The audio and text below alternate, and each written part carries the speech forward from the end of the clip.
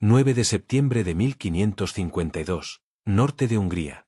El capitán István Dobo se encontraba en la muralla oriental del castillo de Eger. Con un telescopio de latón pegado al ojo, observaba cómo el horizonte se oscurecía. No era una tormenta. Era un ejército. Cruzaron la llanura como una inundación. 40.000 hombres, quizá más. El grupo de cabeza era la caballería. Miles de jinetes avanzaban en filas perfectas, con sus armaduras iluminando el sol de la mañana. Tras ellos venían los soldados de infantería, columna tras columna que se extendían kilómetros. Y detrás de ellos, las grandes armas. Enormes cañones de bronce tirados por yuntas de bueyes. Cada cañón necesitaba 50 hombres para moverlo. Dobo bajó el telescopio. Tenía las manos firmes, pero su mente hacía los cálculos que todo soldado aprende a temer. 2000 defensores dentro de estas murallas. 40.000 venían a matarlos. 20-1. Capitán. La voz pertenecía al teniente Ferenc Solt. Era joven y se esforzaba por no parecer aterrorizado. ¿Qué hacemos? Dobo se giró para encarar a sus oficiales, hombres a quienes había entrenado, junto a quienes había luchado y en quienes había confiado. Lo miraban como un hombre que se está ahogando mira una cuerda. Resistiremos, dijo Dobo en voz baja. Resistiremos hasta que no quede nada con que aferrarnos. Y si logran abrirse paso, les haremos pagar cada centímetro. Antes de continuar, déjame preguntarte algo. Si aprecias historias como esta, la historia real, gente real que enfrenta adversidades imposibles, hazme un favor. Dale a me gusta y deja un comentario abajo. Realmente ayuda a que este vídeo llegue a más personas que se preocupan por el pasado. Y créeme, querrás ver cómo termina esto porque lo que sucedió en Eger en el otoño de 1552 no debería haber sido posible. Un grupo de 800 soldados, 1200 civiles, mujeres, niños, sacerdotes, refugiados sin ningún otro lugar a donde huir, enfrentándose a la maquinaria militar más poderosa de la tierra.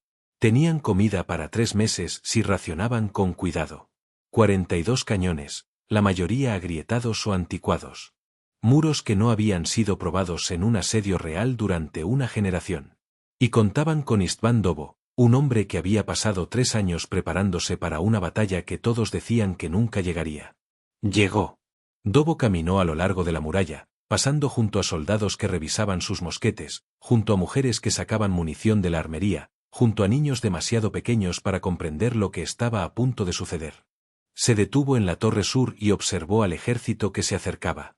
En algún lugar de aquella masa de acero y seda se encontraba el comandante otomano, un hombre llamado Ali Pasha, veterano de una docena de asedios, un hombre que nunca había fallado en tomar una fortaleza.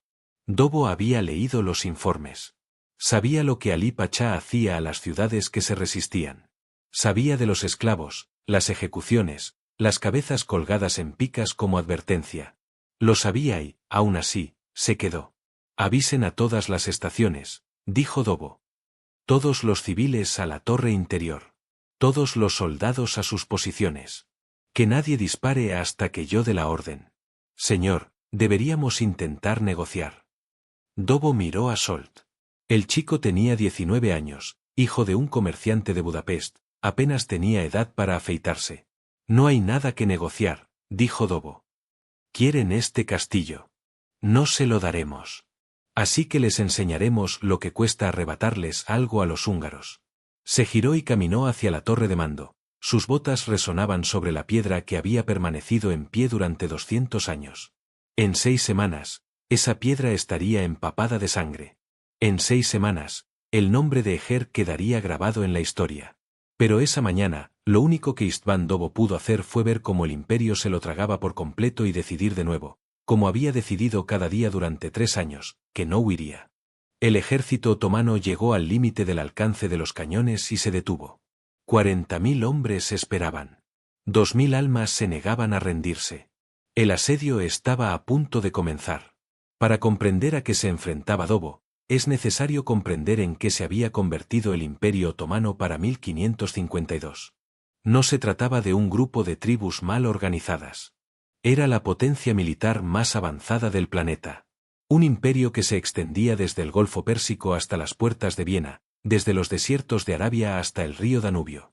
A la cabeza se sentaba el sultán Solimán el Magnífico, y el título no era solo una fachada. Llevaba 32 años en el trono y no había dejado de conquistar. 1521, Belgrado cayó, puerta de entrada a Hungría, capturada después de un asedio de 3 semanas. 1522, Rodas cayó. Los caballeros hospitalarios, que habían dominado la isla durante 2 siglos, se rindieron tras 6 meses de bombardeos. 1526, Moax. El ejército húngaro se enfrentó a Solimán en batalla abierta y fue aniquilado. 20.000 húngaros murieron en 2 horas. El rey Luis II se ahogó al huir del campo de batalla. El reino quedó destrozado. 1541, Buda cayó. La capital de Hungría fue ocupada. El país se dividió en 3 partes, el territorio otomano al sur, el oeste controlado por los Habsburgo, y una estrecha franja de reinos húngaros independientes entre ambos.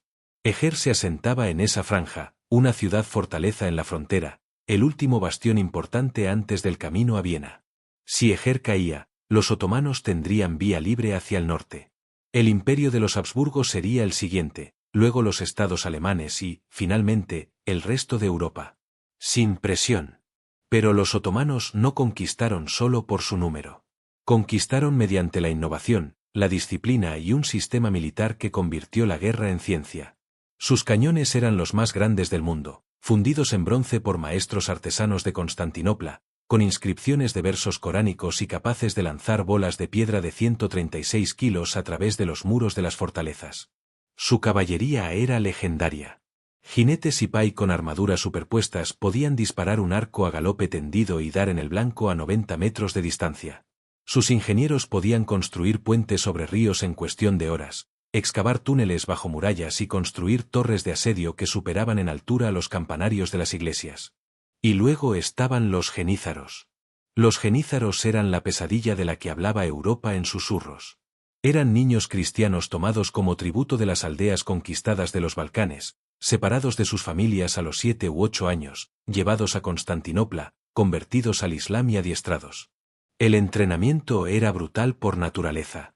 Los chicos aprendieron a luchar, a disparar, a soportar el dolor sin pestañear. Los golpeaban por su debilidad, los privaban de disciplina, los adiestraban hasta que la obediencia se convertía en un acto reflejo. A los 16 años, ya no eran niños. Eran armas. Vestían uniformes distintivos, túnicas largas, altos sombreros de fieltro blanco y espadas curvas al cinto. Llevaban mosquetes de mecha y sabían cómo usarlos. Se movían en formación, luchaban en silencio y sin piedad. Tenían prohibido casarse, tener propiedades y cualquier lealtad que no fuera al sultán. Y eran terriblemente efectivos. Los genízaros fueron el primer ejército permanente moderno de Europa, afirma el doctor Laszlo Nagy, profesor de historia militar en la Universidad de Haute-Vosges-Lorand. Eran profesionales en una época de ejércitos feudales. Entrenaban todo el año. Luchaban como unidades, no como individuos. Un caballero europeo. Podía ser valiente, pero era un solo hombre. Un genízaro era parte de una máquina. Para 1552, había 40.000 genízaros en el ejército otomano. Alí Pachá trajo 10.000 de ellos a Eger. Los otomanos no solo atacaban fortalezas, sino que las destruían sistemáticamente. El proceso se perfeccionó a lo largo de los siglos, una fórmula que se aplicó ciudad tras ciudad. Primer paso, rodear el objetivo. Cortar todas las líneas de suministro. Sin entrada de alimentos ni salida de mensajeros.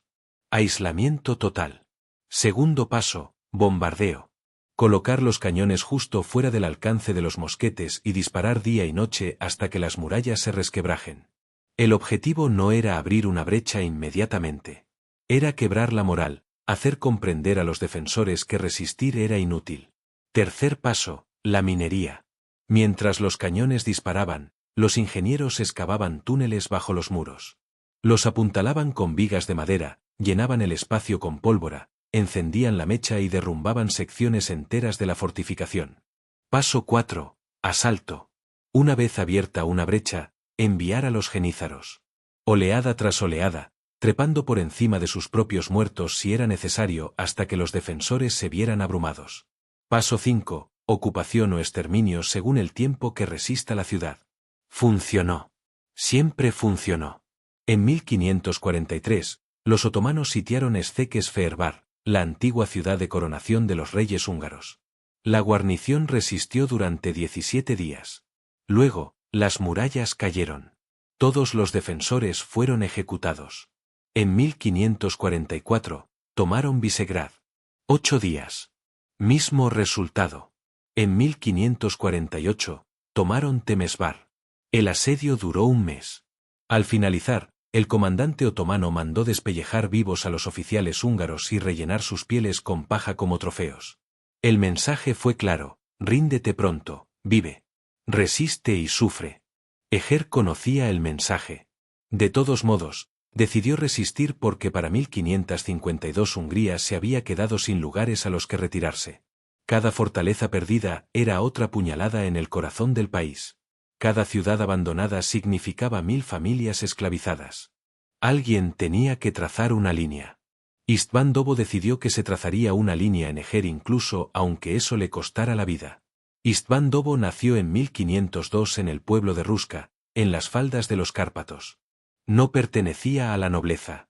Su padre era un pequeño terrateniente, dueño de unos pocos campos, una casa de piedra y poco más.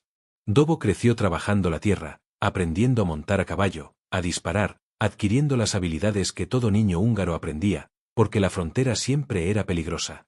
Cuando tenía 16 años, los invasores otomanos arrasaron Ruska. Llegaron de noche, quemando casas, robando ganado y arrastrando a los aldeanos encadenados. El padre de Dobo agarró una espada y corrió a la calle. Mató a un invasor antes de que una cimitarra le cortara la cabeza. Dobo y su hermano menor se escondieron en un sótano mientras su casa ardía encima. Sobrevivieron. Su padre no. Su casa no. A la mañana siguiente, Dobo caminó hasta la guarnición más cercana y se alistó. Tenía 17 años, estaba medio muerto de hambre y lleno de esa furia fría que no se desvanece. Dobo fue moldeado por la pérdida, dice la historiadora doctora Katalin Peter. Sabía lo que los otomanos les hacían a los pueblos que conquistaban. Lo había visto. Lo había vivido. Eso lo diferenciaba de los nobles que luchaban por el honor o la gloria. Dobo luchó porque comprendía lo que estaba en juego a nivel personal. Ascendió en la jerarquía no por sus conexiones, sino por su competencia. Aprendió tácticas estudiando batallas, leyendo manuales militares romanos, cometiendo errores y sobreviviendo a ellos.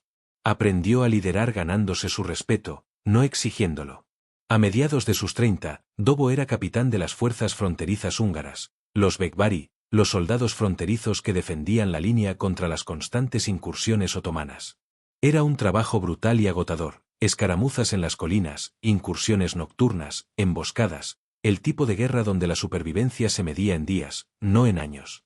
Dobo era bueno en eso. En 1549, el rey Fernando I de Hungría necesitaba a alguien para comandar la guarnición del castillo de Eger. El anterior comandante había fallecido de fiebre.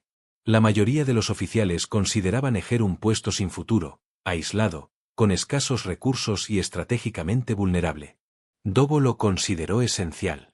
Él aceptó el encargo.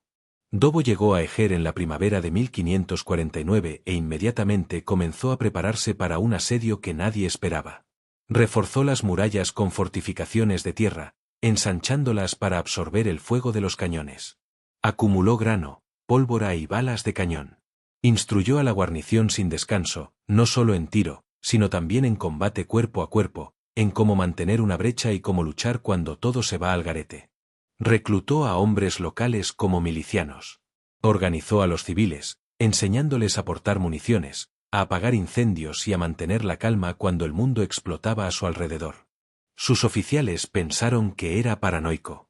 Él se estaba preparando. Entonces, en agosto de 1552, llegó la noticia. Buda había reforzado su guarnición otomana. Solimán había enviado un ejército masivo al norte, al mando de Alí Pachá. Su objetivo, Eger. El alto mando húngaro dio órdenes a Dobo. Evacúen el castillo. Retírense a territorio más seguro. No desperdicien hombres defendiendo una posición insostenible. Dobo leyó las órdenes solo en su cámara de mando, contemplándolas fijamente durante un buen rato. Luego quemó la carta. Dobo entendía algo que el alto mando desconocía, dice el Dr. Nagy. Cada fortaleza que abandonaban dificultaba la defensa de la siguiente. Si uno sigue retrocediendo, al final se queda sin terreno. Alguien tenía que dejar de correr. Reunió a sus oficiales y les dijo la verdad. Nos han ordenado evacuar. Me niego a obedecer la orden. Quien quiera irse puede hacerlo sin vergüenza. Pero yo me quedo. Este castillo se mantiene en pie o muero entre sus escombros. Silencio. Entonces el teniente Soult habló, me quedaré. Luego otro oficial. Y yo. Luego otro. Al final de la reunión, todos los oficiales se habían comprometido a quedarse. 800 soldados, 1200 civiles, refugiados que habían huido de pueblos quemados, familias que no tenían otro lugar donde huir, sacerdotes, comerciantes y agricultores que habían llegado a Eger porque se suponía que era un lugar seguro. Dobo les hizo una promesa. No les voy a mentir. Tenemos las de perder. Los otomanos son más fuertes, están mejor armados y cuentan con 40.000 hombres. Pero nosotros tenemos estas murallas. Nos tenemos los unos a los otros. Y tenemos algo que ellos no tienen, una razón para luchar que va más allá de las órdenes. Esta es nuestra tierra, nuestro hogar. Si la quieren, tendrán que enterrarnos bajo ella. Los civiles escucharon. Algunos lloraron. Otros rezaron. Ninguno se fue. A finales de agosto, las carreteras que conducían a Eger estaban congestionadas de refugiados. Provenían de las aldeas del sur. Mezquest, Kereksen, lugares a los que ya había llegado la vanguardia otomana. El humo se elevaba del horizonte todos los días. Por la noche, se podía ver el resplandor de las casas en llamas.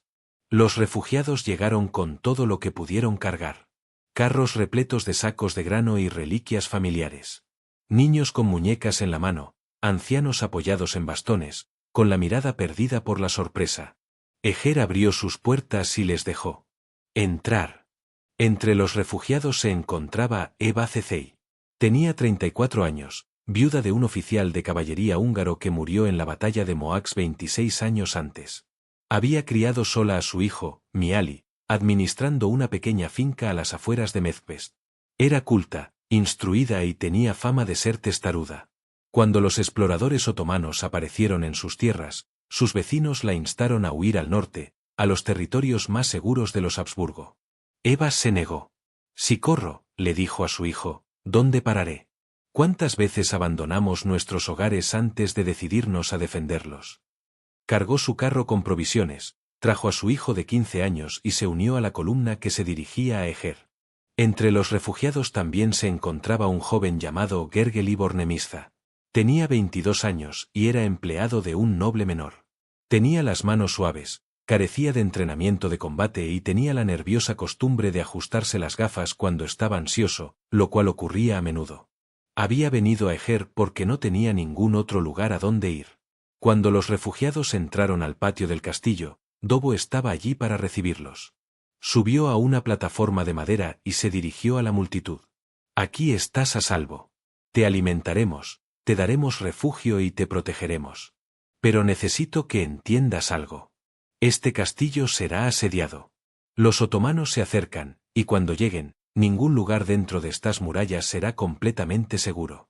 Si quieres irte, vete ya. Pero si te quedas, formarás parte de esta guarnición. Necesitaremos toda la ayuda posible. Eva Cecey dio un paso adelante. Nos quedaremos y lucharemos. Dobo la miró. Aquella mujer de mirada penetrante, con el vestido sucio y la voz firme. ¿Sabes cargar un mosquete?, preguntó. Enséñame. Dobo tomó una decisión que definiría el asedio. Armó a los civiles. No todos. A los niños y ancianos se les asignaban tareas más seguras, como acarrear agua y atender a los heridos, pero cualquiera capaz de levantar un arma recibía entrenamiento para usarla. Los hombres se organizaron en unidades de apoyo, encargadas de reparar muros, transportar municiones y reforzar a los soldados regulares durante los asaltos. Las mujeres se organizaron en equipos de apoyo, preparando alimentos, gestionando suministros y atendiendo a los heridos. Pero algunas mujeres querían más. Eva Cecey se acercó directamente a Dobo. No pedimos estar en primera línea, dijo. Pero si se rompen los muros, si los soldados caen, necesitamos saber cómo defendernos. Denos armas. Enséñennos a luchar. Dobo dudó. No era que dudara de su valentía. Era que había visto lo que sucedía en los asedios. Había visto lo que los otomanos les hacían a las mujeres capturadas en las ciudades caídas. Pero Eva no se inmutó. Conocemos los riesgos, capitán. Preferimos morir luchando que esperar a que nos atrapen. Dobo asintió lentamente. Muy bien, preséntense en la armería al amanecer. Durante las 2 semanas siguientes, Eger se transformó. Las mujeres aprendieron a cargar y disparar mosquetes de mecha.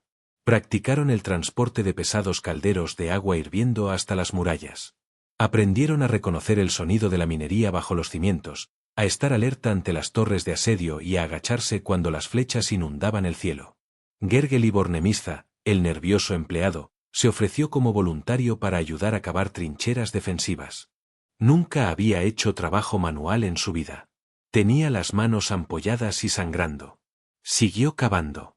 A los niños se les asignaba la tarea de llevar piedras a las murallas, munición para cuando los defensores se quedaban sin nada más. Los ancianos preparaban vendas, afilaban cuchillos y mantenían las cocinas en funcionamiento. El castillo se convirtió en un organismo único, del que cada persona era una parte vital. Dobo recorría las murallas cada tarde observando a su gente trabajar. Vio a Eva Cecei practicando con un mosquete, con la mandíbula apretada por la concentración. Vio a Bornemista tambaleándose bajo el peso de una cesta de escombros, negándose a recibir ayuda. Vio a soldados enseñando a los agricultores a sostener una lanza, a mantenerse en formación, a confiar en el hombre que tenía al lado. Y sintió algo que no había sentido en años. Esperanza. No de que ganaran. Tenía demasiada experiencia para creerlo, sino de que, pasara lo que pasara, esta gente no se iría tranquila. El 8 de septiembre de 1552 llegó la última columna de refugiados. Las puertas estaban selladas. Las torres de vigilancia informaron de movimiento en el horizonte sur. Dobo se quedó de pie en el muro oriental, mirando la llanura vacía y esperó. A la mañana siguiente, el horizonte se volvió negro. Los otomanos habían llegado. El asedio comienza, cañones, genízaros y sangre. La fuerza otomana que rodeó Eger en septiembre de 1552 estaba comandada por 2 líderes militares experimentados, Ali Pasha, el Pasha de Buda y Kara Ahmed Pasha. Ali Pasha había participado en múltiples campañas a lo largo del Imperio Otomano. Participó en asedios en Persia, supervisó operaciones militares en los Balcanes y administró la Hungría bajo control otomano desde su base en Buda. Era metódico, paciente y estaba acostumbrado al éxito. Los registros históricos sugieren que Ali Pasha no consideró inicialmente Eger como un gran desafío. La fortaleza estaba aislada, con una guarnición escasa y sin acceso a refuerzos. La inteligencia otomana estimó que la guarnición contaba con menos de 1000 soldados. En comparación, Ali Pasha comandaba aproximadamente 40.000 tropas, incluidos 10.000 genízaros, 15.000 jinetes provinciales y grandes grupos de ingenieros, zapadores y especialistas en artillería. El tren de asedio otomano incluía pesados cañones de bronce capaces de disparar proyectiles de piedra de hasta 136 kilos. Estos cañones habían demolido murallas de fortalezas en toda Europa, Asia y el norte de África. La doctrina de asedio otomana en este periodo estaba muy desarrollada, explica el Dr. Gabor Agoston, profesor de historia en la Universidad de Georgetown y especialista en historia militar otomana. No se precipitaron. Aislaron sistemáticamente el objetivo, destruyeron sus defensas mediante bombardeos y minas, y luego lo abrumaron mediante un asalto coordinado. El proceso se había perfeccionado a lo largo de siglos. El 10 de septiembre de 1552, Ali Pasha envió un mensajero a las puertas de Eger bajo una bandera de tregua. El mensaje era el procedimiento habitual otomano: si se rendía la fortaleza de inmediato, la guarnición tendría paso seguro. Si se negaba, se enfrentaría a la destrucción total. La respuesta de István Dobo, registrada en las crónicas húngaras contemporáneas, fue breve. La fortaleza no se rendiría. El mensajero regresó al campamento otomano. Ali Pasha dio la orden de comenzar el bombardeo. El 11 de septiembre de 1552, la artillería otomana abrió fuego. El sonido era diferente a todo lo que la mayoría de los defensores habían experimentado. Los pesados cañones produjeron un estruendo profundo y estremecedor que se oyó a kilómetros de distancia. Los proyectiles, enormes bolas de piedra, resonaron en el aire e impactaron contra las murallas del castillo con una fuerza devastadora. Cuando una piedra de 136 kilogramos impacta una fortificación medieval, el impacto crea ondas de choque que se propagan por la mampostería. El mortero se agrieta, las piedras se desplazan y secciones enteras del muro pueden derrumbarse. Los otomanos situaron sus cañones pesados a unos 750 metros del castillo, justo fuera del alcance efectivo de los cañones defensivos más ligeros de Eger. Esto les permitió bombardear las murallas sin mucho riesgo. Los cañones húngaros en Eger eran en su mayoría de menor calibre, aptos para fuego antipersonal, pero no para fuego de contrabatería a esa distancia, señala el coronel Bas. Dobo no pudo silenciar los cañones otomanos. Lo único que pudo hacer fue absorber el impacto y reparar los daños lo antes posible. El bombardeo continuó día y noche. Los artilleros otomanos trabajaban por turnos, manteniendo un ritmo constante de fuego diseñado para debilitar tanto las fortificaciones como la moral de los defensores.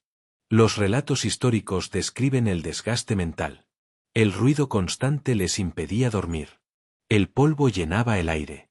Los defensores desarrollaron lo que los soldados modernos reconocerían como neurosis de guerra, un estado de aturdimiento y agotamiento causado por la exposición prolongada al fuego de artillería.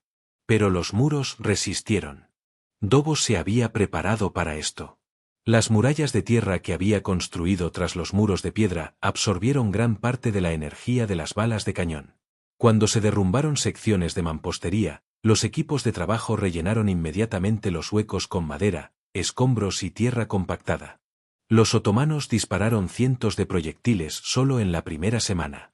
Las murallas exteriores presentaban daños, pero no se abrieron brechas importantes. Alí Pasha ajustó su estrategia. Si los cañones por sí solos no lograban destruir la fortaleza, combinaría el bombardeo con el asalto directo. El 16 de septiembre de 1552 comenzó el primer gran ataque. Poco después del amanecer del 16 de septiembre, los tambores otomanos comenzaron a sonar. El sonido era rítmico, constante y deliberadamente intimidante. Miles de genízaros se congregaron en formación fuera de las murallas del castillo, organizados en columnas de ataque. Llevaban escaleras de mano, largas estructuras de madera diseñadas para engancharse a la parte superior de las almenas. Vestían armaduras minimalistas, túnicas acolchadas, pequeños escudos redondos y cascos, priorizando la movilidad sobre la protección. Iban armados con espadas, dagas y mosquetes de mecha. Según el testimonio presencial de Gergely Bornemisza, escrito tras el asedio, los genízaros avanzaron casi en silencio, salvo por los tambores. Sin gritos de guerra, sin gritos, solo miles de hombres avanzando en filas disciplinadas. Esto fue una guerra psicológica, dice el Dr. Finkel. El silencio era más aterrador que los gritos. Demostraba disciplina, confianza y que la victoria era segura. El mensaje era claro: no pueden detener esto. Los defensores húngaros esperaban en las murallas, con las mechas cargadas y los cañones preparados con metralla. Según se informa, István Dobo dio la orden de detener el fuego hasta que los atacantes estuvieran a menos de 50 metros. Cuando los genízaros llegaron a esa distancia, los muros estallaron. Los cañones de Eger dispararon simultáneamente, cargados con munición antipersona. Bolsas de lona llenas de docenas de balas de hierro se dispersaron como granizo mortal. Los mosquetes tronaron en ráfagas irregulares. Los ballesteros dispararon virotes. Las primeras filas del asalto otomano se derrumbaron, pero los hombres que estaban detrás de ellas siguieron avanzando. Las tácticas genízaras se basaban en aceptar bajas para acortar distancias, explica el coronel Bas.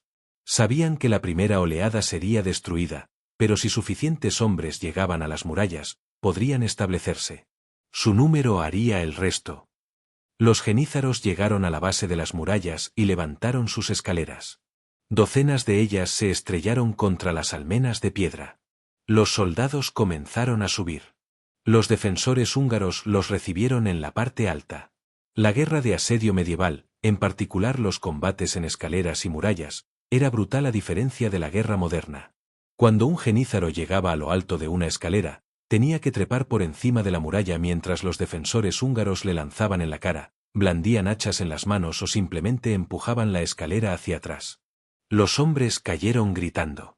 Las escaleras se derrumbaron, arrastrando consigo a varios soldados.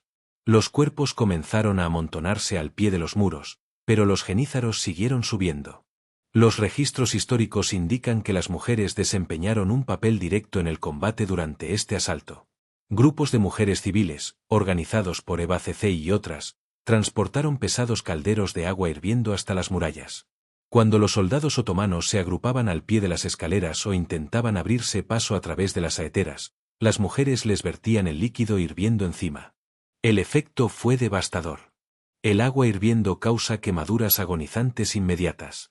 Los soldados alcanzados por ella dejaban caer sus armas, tropezaban y caían. Los que sobrevivían a menudo quedaban ciegos o con quemaduras tan graves que no podían seguir luchando. El uso de líquidos hirviendo en la defensa contra asedio era común en este periodo, señala el Dr. Agoston.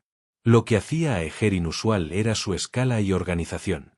Dobo había almacenado enormes cantidades de agua, aceite y grasas derretidas específicamente para este propósito.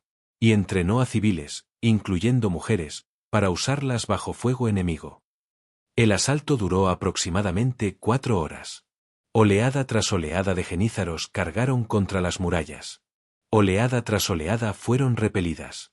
A media mañana, la base del muro oriental de Eger estaba sembrada de cientos de muertos y heridos otomanos. Alí Pasha canceló el ataque. Los genízaros se retiraron en buen orden, llevando a sus heridos y dejando a sus muertos donde yacían. En las murallas, los defensores húngaros contemplaban la carnicería que se desataba abajo. Habían resistido, pero el precio se hacía evidente. Los informes de bajas indicaron 47 defensores muertos y 80 heridos. Para una guarnición que comenzó con solo 800 soldados, esas fueron pérdidas insostenibles. Y todos sabían que esto era solo el comienzo. Esa noche, Dobo recorrió las murallas, hablando en voz baja con sus soldados, revisando a los heridos y evaluando los daños. Según Bornemista, Dobo les dijo a sus oficiales: hoy aprendimos que se les puede detener. Mañana demostraremos que podemos hacerlo de nuevo. Pero Alí Pasha ya se estaba adaptando.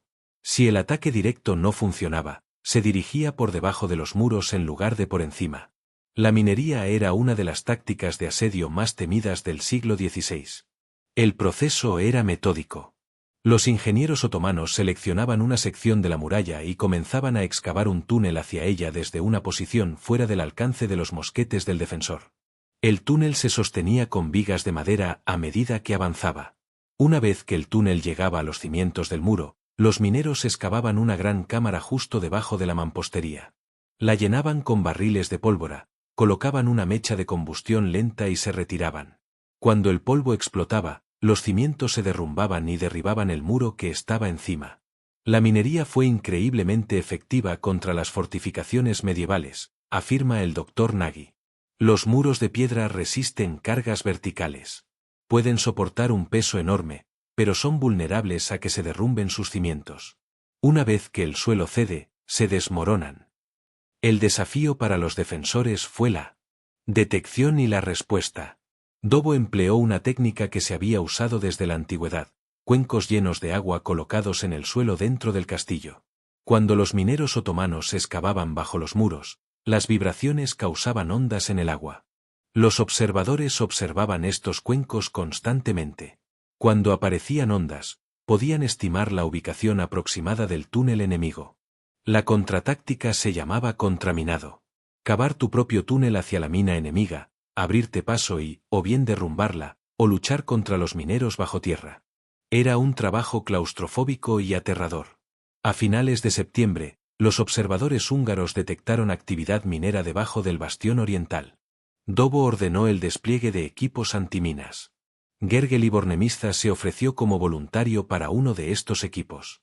Las operaciones de desminado eran llevadas a cabo por equipos pequeños, generalmente de 4 a 6 hombres trabajando por turnos. Excavaban la tierra y la roca con picos, palas y las manos. Los túneles apenas tenían el ancho suficiente para que un hombre pudiera arrastrarse. Se colocaban vigas de madera cada pocos metros para evitar derrumbes. La única luz provenía de lámparas de aceite que consumían el preciado oxígeno en el reducido espacio. El aire era denso, caluroso y difícil de respirar. Los hombres trabajaban en una oscuridad casi total, atentos a los sonidos del enemigo excavando al otro lado de la tierra. Según relatos históricos, el equipo de Bornemista irrumpió en un túnel otomano el 24 de septiembre. Lo que siguió fue un combate cuerpo a cuerpo en condiciones casi inimaginables. Los túneles eran demasiado estrechos para blandir una espada. Los hombres luchaban con dagas, picos y las manos. No había espacio para moverse, ni para retirarse. Era matar o morir en la oscuridad más absoluta, respirando un aire denso de polvo y humo. El relato de Bornemista describe el encuentro con un lenguaje breve y traumatizante. Escribió que la lucha duró solo unos minutos, pero que parecieron horas. Los hombres gritaban. A alguien se le cayó la lámpara y se apagó. Apuñaló a un hombre que no podía ver, sintió que el cuerpo se desplomaba y siguió apuñalando hasta que estuvo seguro de que la amenaza había muerto. Los húngaros lograron hacer retroceder a los mineros otomanos, luego rellenaron el túnel enemigo con barriles de escombros y lo derrumbaron utilizando una pequeña carga explosiva. La explosión sacudió todo el castillo. El polvo se elevó por las grietas del patio. Por un momento, todos temieron que los muros se derrumbaran. Pero cuando el polvo se disipó, el bastión oriental seguía en pie. La mina otomana había sido detenida. Bornemista salió del túnel cubierta de barro y sangre, temporalmente sorda por la explosión, temblando incontrolablemente. Eva Cecei, quien había estado organizando las mujeres para transportar escombros para las operaciones de desminado, lo encontró sentado contra una pared, con la mirada perdida. Le trajo agua y se sentó a su lado en silencio. No hicieron falta palabras. Durante las 2 semanas siguientes, los ingenieros otomanos intentaron 4 operaciones mineras más. En cada ocasión, los contraminadores húngaros las detectaron y las detuvieron, pero la tensión comenzaba a notarse. La guarnición se estaba quedando sin pólvora. Se habían recortado las raciones de comida. Las bajas seguían aumentando. Mientras tanto, Alí Pasha estaba cada vez más frustrado. 3 semanas después del asedio, Eger todavía seguía en pie. Ordenó otro gran asalto, esta vez con todo lo que tenía. A principios de octubre, el asedio se había convertido en una brutal rutina: bombardeos diarios, asaltos periódicos, minado y contraminado, pérdidas constantes. Las mujeres del fuego, cuando los civiles se convirtieron en asesinos. Los suministros en Eger escaseaban. Las reservas de pólvora se habían reducido a 1/3 de sus reservas originales. Las raciones de comida se habían reducido a niveles mínimos de supervivencia. Los suministros médicos estaban casi agotados. Los heridos llenaban la capilla del castillo, convertida en hospital improvisado. Mujeres civiles atendían las heridas con vendajes limitados, sin anestesia y solo rezando para evitar la infección. La moral se mantuvo alta, pero todos entendían las matemáticas. Cada baja debilitaba la defensa. Cada barril de pólvora gastado los acercaba a la indefensión. El 3 de octubre, los otomanos lanzaron su mayor asalto hasta la fecha.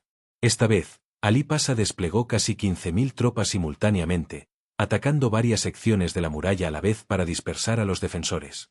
El asalto comenzó al amanecer con un bombardeo intensificado. Los cañones otomanos dispararon durante 2 horas seguidas, concentrándose en las murallas este y sur. Entonces empezaron los tambores. Miles de genízaros avanzaron, portando escaleras y escudos atados en alto para protegerse de las flechas.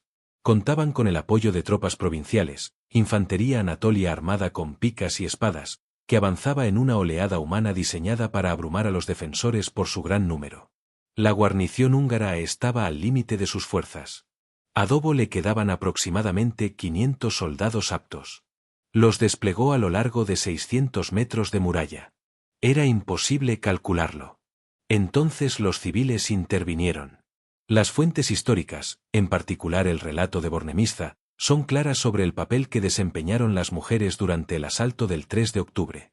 Grupos de mujeres, liderados por Eva Cecei y otras, formaron escuadras de fuego. Calentaron enormes calderos de agua, aceite y grasa animal hasta la ebullición y luego los transportaron, a menudo bajo fuego enemigo directo, a secciones de la muralla que las tropas otomanas intentaban escalar. Cuando los genízaros llegaban a lo alto de sus escaleras, las mujeres vertían el líquido hirviendo directamente sobre ellos. Los resultados fueron espantosos. Los hombres caían gritando, con la piel desprendida.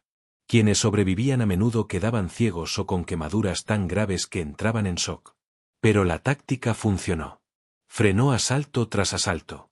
Las mujeres de Eger no solo apoyaban la defensa. Eran combatientes, dice el Dr. Peter. Mataban a soldados enemigos, y lo hacían con un enorme riesgo personal. Los arqueros otomanos las atacaron específicamente al darse cuenta de lo que estaba sucediendo. Un incidente registrado describe a una mujer, cuyo nombre se desconoce, que fue alcanzada por una flecha mientras llevaba un caldero hacia la muralla.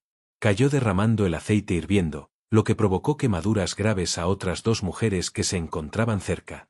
Las 3 murieron en cuestión de horas, pero los ataques continuaron. Otro suceso documentado involucra a una mujer que fue agarrada por un genízaro que había llegado a la cima del muro. Según los relatos, intentó jalarla por encima del muro al caer de espaldas de su escalera. Ella se cayó por el borde y murió en las rocas desde una altura de 9 metros. La brutalidad fue total. No había posiciones seguras. Nadie estaba exento de peligro. Al mediodía, el muro oriental estaba cubierto de sangre, aceite y escombros. Cadáveres, tanto otomanos como húngaros, yacían amontonados en la base. El aire olía a pólvora, carne quemada y muerte. Pero los muros resistieron. Aproximadamente a las 2 de la tarde, Alí Pasha canceló el asalto. Los otomanos sufrieron bajas masivas. Se estima que más de 2000 personas murieron o resultaron heridas en un solo día. Las pérdidas en Eger también fueron cuantiosas, 93 defensores muertos y más de 100 heridos. Esa noche, Eva Cecei se sentó sola en los escalones de la capilla, mirándose las manos. Tenía quemaduras graves por manipular calderos calientes. La piel estaba ampollada y descamada. Según Bornemista, ella lloró, no de dolor, sino de cansancio y del peso de lo que había hecho y visto. Dobo la encontró allí. No dijo nada. Simplemente se sentó a su lado. Tras un largo silencio, Cecei supuestamente preguntó, ¿cuánto tiempo más podemos aguantar? La respuesta de Dobo, según lo registrado por Bornemista, mientras sea necesario. Pero en privado, Dobo sabía la verdad. A Eger se le estaba acabando el tiempo. A mediados de octubre, István Dobo se enfrentó a un problema crítico. Su guarnición estaba agotada. La munición escaseaba. Los víveres estaban casi agotados. El bombardeo otomano había creado múltiples puntos débiles en las murallas que no podían repararse por completo. No pudo vencer por la fuerza. Los otomanos aún lo superaban en número 20-1, pero sí pudo vencer mediante el engaño. Dobo ordenó una serie de medidas cuidadosamente planificadas diseñadas para convencer a los otomanos de que Eger era más fuerte de lo que realmente era. Primero, hizo que sus soldados realizaran movimientos de tropas falsos por la noche. Pequeños grupos de hombres marchaban frente a antorchas en círculos repetitivos, creando la ilusión de que llegaban refuerzos del norte. En segundo lugar, ordenó a todos los cañones restantes que dispararan descargas coordinadas a intervalos regulares durante la noche, no objetivos específicos, sino simplemente para hacer ruido y crear la impresión de un arsenal bien abastecido. En tercer lugar, hizo que la guarnición cantara a viva voz. Himnos de guerra, canciones populares, cualquier cosa que proyectara confianza y desafío. Los cánticos se oían a través del valle, llegando hasta el campamento otomano. Se trataba de operaciones psicológicas del siglo XVI, dice el Dr. Nagy. Dobo comprendía que Alí Pasha tomaba decisiones basándose en informes de inteligencia y observaciones. Si lograba manipular esas observaciones, podría influir en la toma de decisiones otomana. La estrategia funcionó. Los exploradores otomanos informaron a Alí Pasha que la fortaleza parecía haber recibido refuerzos. El volumen del fuego de cañón indicaba que había suficientes suministros. Los cánticos indicaban una moral alta. A finales de octubre, Alí Pasha se enfrentaba a su propia crisis. El asedio se había prolongado durante más de un mes. Había perdido miles de hombres. Sus líneas de suministro estaban al límite. Se acercaba el invierno, y la campaña en las tierras altas húngaras durante el invierno era una pesadilla logística.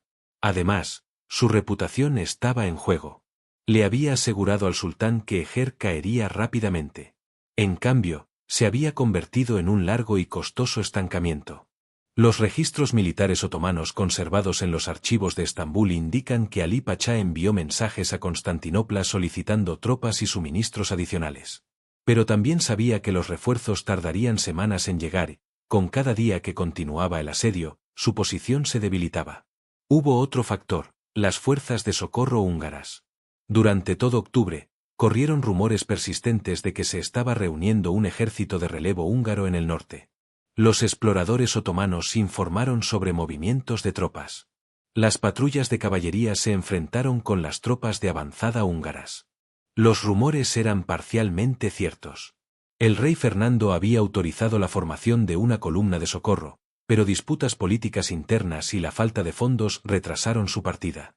A mediados de octubre, la fuerza de socorro aún no había salido de Bratislava. Pero Alí Pasha no lo sabía. Desde su perspectiva, se enfrentaba potencialmente a una batalla en dos frentes, la fortaleza tenaz frente a él y un ejército de relevo acercándose por detrás. El 12 de octubre, tomó una decisión. Un último asalto aplastante. Desplegar a todos los soldados disponibles. Si Eger caía, la campaña estaría salvada. Si no, se retiraría antes del invierno y antes de que llegara ninguna fuerza de relevo. La fecha fue fijada, 17 de octubre de 1552. El asalto final, 39 días que cambiaron Europa. Todos los soldados del campamento otomano lo sabían. Esta sería la batalla decisiva. En Eger, los exploradores húngaros observaron los preparativos, la concentración de tropas, el almacenamiento de escaleras y equipo de asedio y el movimiento de la artillería hacia posiciones más cercanas. Dobo reunió a sus oficiales y les dijo la verdad. El siguiente asalto sería total. Los otomanos lanzarían todo su poder contra las murallas. Si la defensa se desmoronaba en algún punto, el castillo caería. Dio sus últimas órdenes. Toda persona en edad férrea, soldado o civil, hombre o mujer, lucharía. No habría reservas ni posiciones de repliegue, defender las murallas o morir en el intento. En la noche del 16 de octubre, los defensores de Eger se prepararon para el final. 17 de octubre de 1552. Amanecer. El bombardeo otomano comenzó al amanecer y fue diferente a todo lo anterior. Todos los cañones del tren de asedio dispararon simultáneamente. El ruido era continuo, abrumador, una fuerza física que hacía temblar el suelo y vibrar el aire. Durante 2 horas, los cañones bombardearon las murallas sin cesar. Secciones de la muralla oriental se derrumbaron. El bastión sur se agrietó en sus cimientos. El polvo y el humo impregnaban el aire con tanta densidad que la visibilidad se redujo a unos pocos metros. De repente los cañones se detuvieron. En el silencio que siguió, comenzaron los tambores. Según múltiples relatos históricos, aproximadamente 25.000 tropas otomanas atacaron Eger simultáneamente en la mañana del 17 de octubre. El asalto provino de todos lados. Los genízaros asaltaron la muralla oriental. La infantería provincial atacó el sur. La caballería desmontó y avanzó hacia las puertas occidentales con arietes. Fue una guerra total. Los defensores los recibieron con todo lo que les quedaba. Cañones cargados de metralla dispararon a quemarropa contra la masa de tropas. Los mosqueteros dispararon, recargaron y volvieron a disparar hasta que sus cañones estaban demasiado calientes para tocarlos. Las mujeres arrojaban piedras, vertían aceite hirviendo y blandían armas improvisadas contra cualquiera que alcanzara la cima de las murallas. La lucha fue feroz y caótica. Los soldados otomanos abrieron brechas en la muralla exterior en 3 puntos. Los genízaros irrumpieron en la zona, enfrentándose cuerpo a cuerpo con los defensores húngaros en los estrechos patios. Dobo dirigió personalmente un contraataque contra la brecha más grande. Armado con una espada y acompañado por unos 50 soldados, cargó directamente contra la masa de genízaros que intentaban asegurar la brecha. Los relatos contemporáneos describen a Dobo luchando con furia desesperada, aniquilando a múltiples oponentes y reuniendo a sus hombres con pura fuerza de voluntad. El contraataque logró despejar la brecha temporalmente, pero a un coste enorme. La mitad de los hombres de Dobo murieron o resultaron heridos en el combate.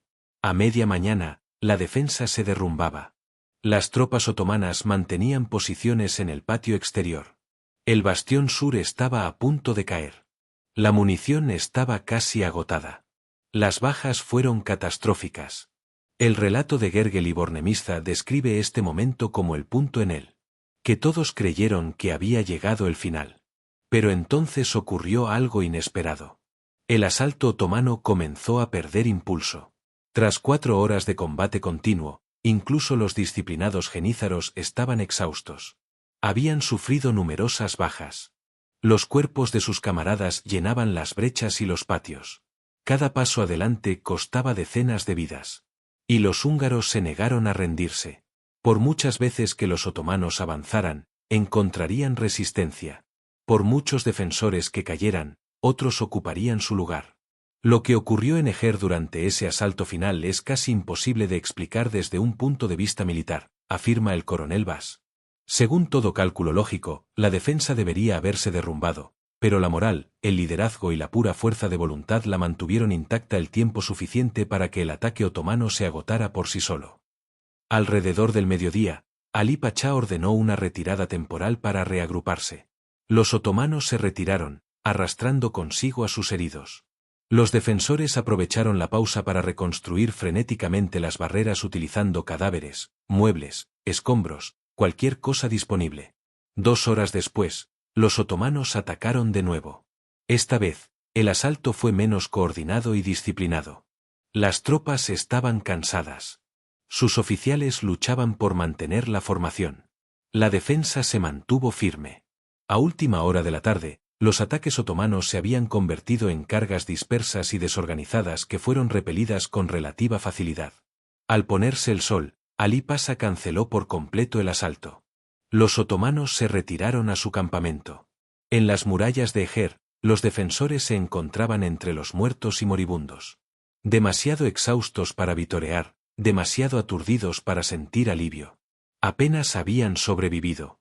La noche del 17 de octubre fue tranquila. Sin bombardeos, sin tambores, solo silencio. Dentro de Eger, los supervivientes contabilizaron sus pérdidas. De los 800 soldados originales, menos de 300 seguían en combate. Más de 200 civiles habían muerto. Los heridos ocupaban todo el espacio disponible. El castillo estaba en ruinas. Los muros se habían derrumbado.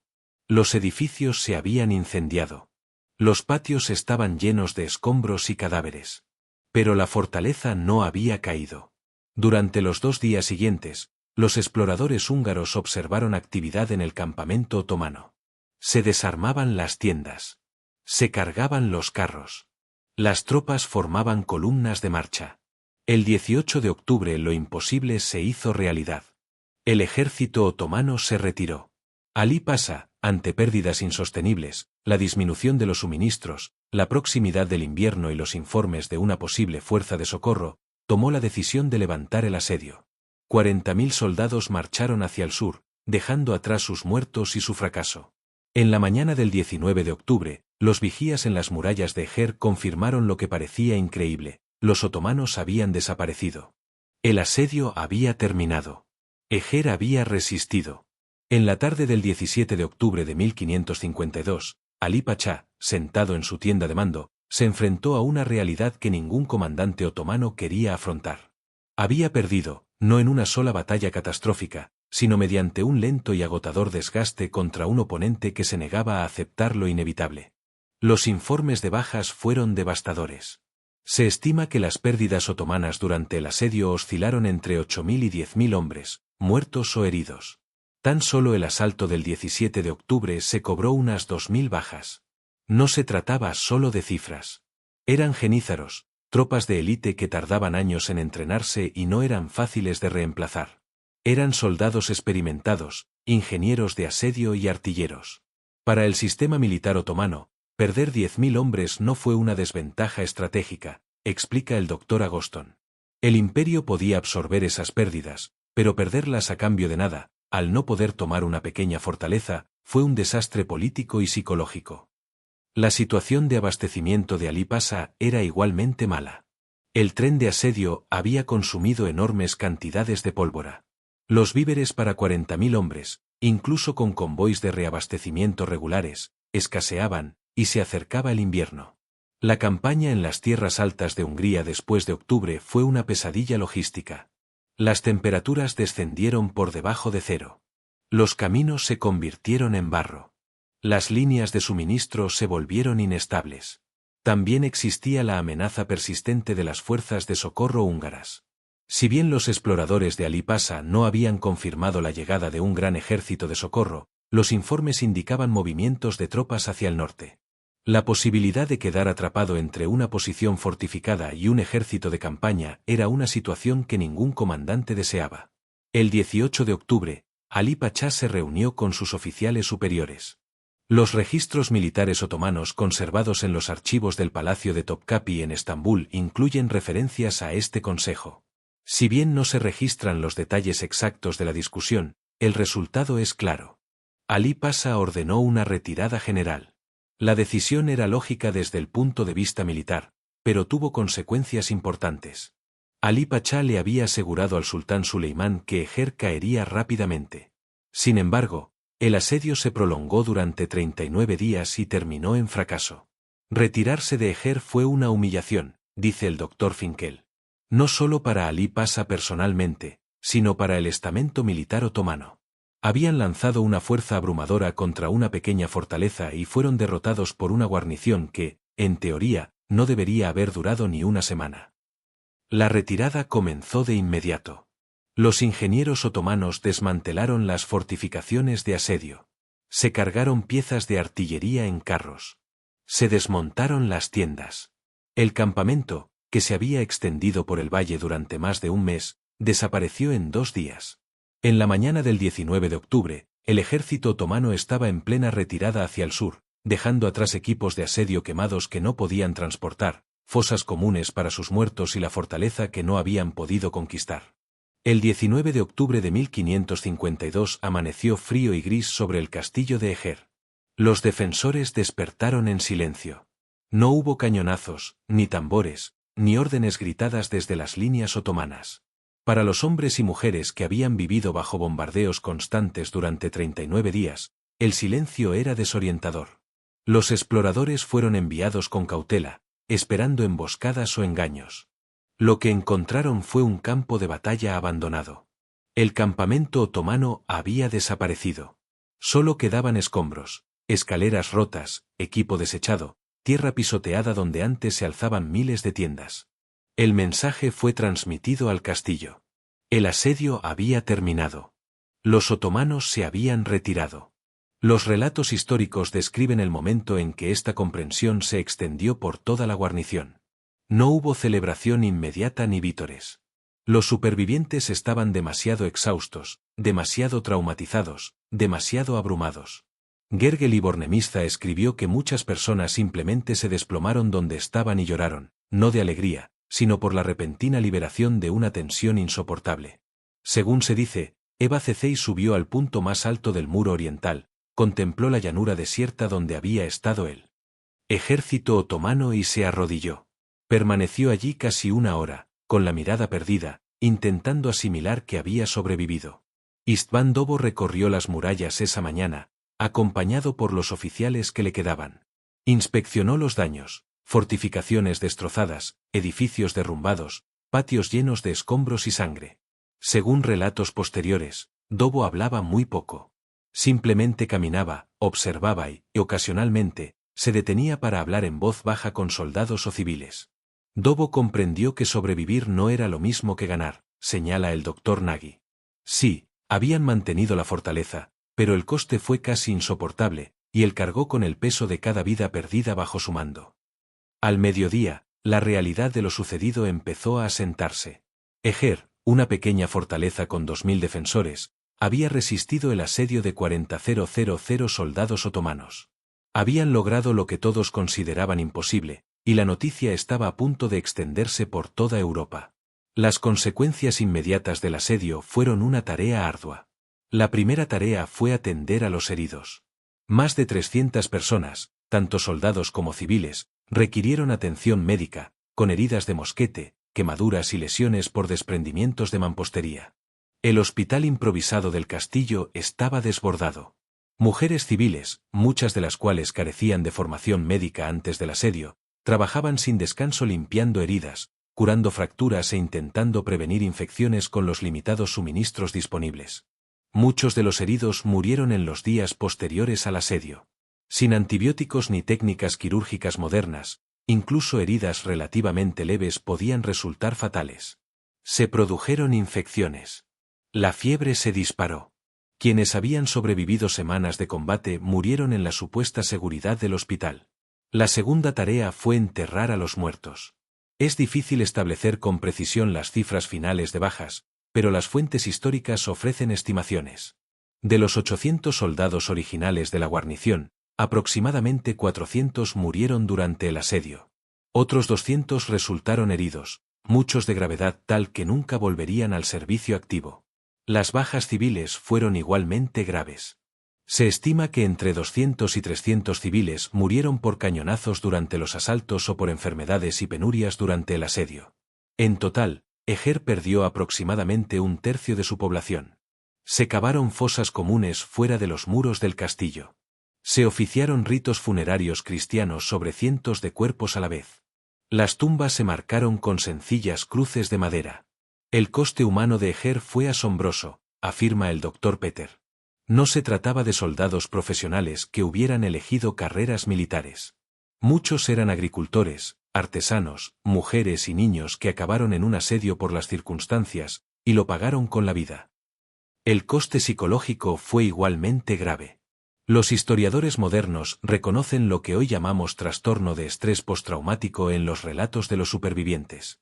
Los escritos de Bornemista muestran indicios claros, recuerdos intrusivos, entumecimiento emocional, alerta constante.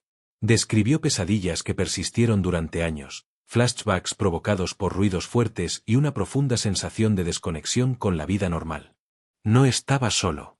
Muchos sobrevivientes lucharon por readaptarse a la vida en tiempos de paz tras vivir 39 días con el miedo constante a la muerte. Pero la resistencia de Eger había logrado algo más que la supervivencia. La fortaleza controlaba un paso crucial a través de las tierras altas del norte. De haber caído, los otomanos habrían asegurado una ruta directa a las ciudades mineras de la Alta Hungría, localidades productoras de oro, plata y cobre, que proporcionaban ingresos esenciales a la corona de los Habsburgo. Más importante aún, la defensa de Eger había frenado por completo el avance otomano. El fracaso de Ali Pachá significó que la campaña de 1552 terminó en un punto muerto en lugar de una victoria otomana. Los planes del sultán Solimán para una mayor expansión hacia Europa Central se vieron frustrados. Eger ganó tiempo, explica el Dr. Palfi. No acabó con la amenaza otomana a Hungría, que continuaría durante otro siglo y medio, pero demostró que se podía resistir la expansión otomana, que las fortalezas podían resistir, que el imperio no era invencible. La noticia de la exitosa defensa de Eger se extendió rápidamente por toda Europa. En cuestión de semanas, los informes llegaron a Viena, Praga, Roma y otras ciudades importantes. La noticia fue sensacional. Una pequeña guarnición había derrotado a la mayor potencia militar de la tierra. El valor propagandístico fue enorme. Durante décadas, los cristianos europeos habían presenciado el avance otomano, aparentemente sin límites. Constantinopla había caído. Los Balcanes habían caído. Hungría había sido desmembrada. El asedio de Viena en 1529 estuvo terriblemente cerca del éxito. Eger demostró que la resistencia era posible. El impacto psicológico de Eger es innegable, afirma el Dr. Finkel. Dio esperanza a quienes comenzaban a considerar la conquista otomana como inevitable. Demostró que el coraje, la preparación y la determinación podían superar obstáculos abrumadores. István Dobo fue aclamado como un héroe en todo el mundo cristiano. El rey Fernando I lo ennobleció concediéndole propiedades y títulos. El Papa le envió una carta de elogio. Las crónicas escritas en los años posteriores al asedio elogiaron a Dobo como un guerrero cristiano que se enfrentó al enemigo. Se dice que el propio Dobo se sintió incómodo con los elogios. Según relatos posteriores, cuando se le preguntó sobre su heroísmo, atribuyó el mérito a sus soldados y a los defensores civiles que habían luchado junto a ellos. Hice lo necesario, dijo, según se dice. El resto lo hizo la gente de Eger. Continuó sirviendo como capitán de Eger hasta 1565, supervisando la reconstrucción de la fortaleza y el fortalecimiento de sus defensas. Murió en 1572, 20 años después del asedio, y fue enterrado con todos los honores militares. Eva Cecei y las demás defensoras se convirtieron en símbolos de la resistencia húngara. Crónicas y poemas celebraron su valentía. Las generaciones posteriores las recordarían como las mujeres del fuego de Eger. Civiles que se alzaron en armas para defender su patria. Gergely Bornemisza sobrevivió al asedio y posteriormente escribió el relato presencial más detallado de los acontecimientos. Su crónica, publicada a finales del siglo XVI, sigue siendo la principal fuente histórica del asedio. Vivió hasta 1589, desempeñando diversos cargos administrativos. Sus escritos sugieren que nunca se recuperó del todo del trauma del asedio, pero consideraba su supervivencia y su capacidad para documentar lo sucedido un deber sagrado. Estos acontecimientos deben ser recordados, escribió en la introducción de su crónica, para que las generaciones futuras entiendan el precio de la libertad y el coraje de quienes se niegan a renunciar a ella. El asedio de Eger marcó un punto de inflexión en la lucha otomano-Habsburgo por el control de Europa Central. Tras el fracaso de Ali Pachá, el sultán Suleimán no autorizó otra gran ofensiva en el norte de Hungría durante varios años. La estrategia otomana se centró en consolidar el control sobre los territorios ya conquistados en lugar de adentrarse más en las tierras de los Habsburgo. La fortaleza de Eger fue ampliamente reconstruida y reforzada en las décadas posteriores al asedio. Continuó siendo un bastión crucial en la frontera y nunca volvió a verse seriamente amenazada por las fuerzas otomanas. Las lecciones militares de Eger fueron estudiadas por comandantes de toda Europa. Las tácticas defensivas de Dobo, el uso de refuerzos de tierra, la integración de defensores civiles, el énfasis en las operaciones antiminas y la guerra psicológica que convenció a los otomanos de que la guarnición era más fuerte de lo que realmente era, se convirtieron en ejemplos clásicos de defensa eficaz contra asedio. Eger demostró que incluso una fuerza relativamente pequeña podía derrotar a un atacante mucho mayor si se dirigía adecuadamente, se preparaba bien y luchaba en terreno favorable, señala el coronel Bass. Esos principios siguen vigentes en la doctrina militar actual. El asedio también tuvo repercusiones culturales y políticas. En Hungría, Eger se convirtió en un símbolo de resistencia nacional. Durante los periodos de ocupación extranjera y opresión política de los siglos siguientes, los húngaros invocaron la memoria de Eger como prueba de que su nación podía sobrevivir ante adversidades inimaginables. La fortaleza y la historia del asedio se convirtieron en elementos centrales de la identidad nacional húngara. En el siglo XIX, el novelista Géza Gardonyi escribió Eclipse de luna creciente, una novela histórica basada en el asedio que se convirtió en una de las obras más queridas de la literatura húngara. Hoy en día, el castillo de Eger es un monumento nacional y museo. Miles de visitantes recorren sus murallas restauradas cada año, aprendiendo sobre el asedio y las personas que lo defendieron. Mientras tanto, el Imperio Otomano siguió representando una amenaza para Europa durante otro siglo y medio. Pero el impulso había cambiado. Tras Eger, la expansión otomana en Europa se ralentizó. El desastroso asedio de Viena en 1683 marcó el inicio de una larga retirada otomana. A principios del siglo XVIII, los Habsburgo habían reconquistado la mayor parte de Hungría. El imperio que parecía imparable en 1552 finalmente se derrumbó por completo a principios del siglo XX. Pero en 1552, nada de eso era previsible. Lo único que importaba era que un pequeño grupo de personas que enfrentaban la destrucción se había negado a rendirse. Y esa negativa cambió la historia. Lo que hace significativo el asedio de Eger no es solo el resultado militar. Es lo que representó, gente común, ante circunstancias extraordinarias, que decidió resistir y luchar en lugar de huir o rendirse. Los defensores de Eger no eran soldados de élite. La mayoría eran agricultores, artesanos, refugiados, mujeres que nunca habían empuñado un arma antes del asedio, niños que cargaban piedras porque no tenían otra opción. No lucharon por la gloria ni por la conquista. Lucharon porque la alternativa, la sumisión, la esclavitud, la destrucción de su modo de vida, era inaceptable. Eger es importante porque nos recuerda que la historia no la escriben solo reyes y generales, dice el Dr. Peter. La escriben personas comunes en momentos de crisis que deciden que vale la pena luchar por algunas cosas, incluso cuando las adversidades son abrumadoras. El asedio también demuestra la importancia del liderazgo. István Dobo no era un estratega brillante ni un líder carismático. Era competente, firme y comprometido. Preparó a su guarnición. Tomó decisiones racionales bajo presión. No entró en pánico cuando la situación se volvió desesperada. Y quizás lo más importante, confió en que las personas bajo su mando, incluyendo civiles y mujeres, estarían a la altura de las circunstancias.